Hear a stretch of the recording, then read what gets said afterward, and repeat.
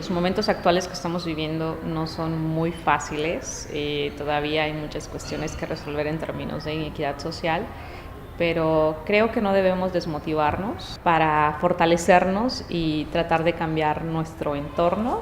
Creo mucho en la solidaridad también, que así como en un momento algunas personas pueden ayudarnos y solidarizarse con nosotros, el día de mañana nosotros también tenemos que ser esa mano de ayuda para otras generaciones. Sí, hay mucho por hacer todavía, pero creo que debemos tener una actitud proactiva y positiva también. Creo que una de las prioridades dentro de la agenda iberoamericana debería de ser educación. Siempre diré que la educación es una forma de transformar nuestro entorno y deberíamos de propiciar un mayor acceso para todos los jóvenes. Tenemos que considerar que hay jóvenes que viven en condiciones de inequidad social. ¿Cómo hacemos para poder impulsar a estos jóvenes?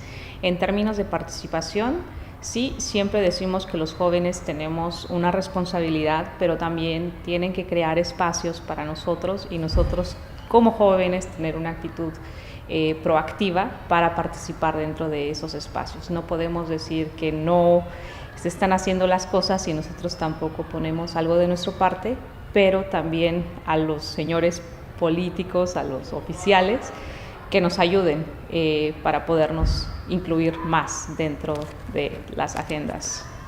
Parte del trabajo que hago actualmente es en el sector agrícola y trato de dar voz a varios sectores que han estado de alguna manera rezagados, ¿no? Yo creo mucho como en el diálogo.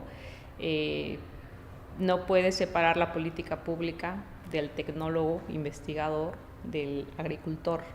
También cómo hacemos que esa comunicación sea más fluida y que todos podamos caminar juntos hacia la seguridad o soberanía alimentaria.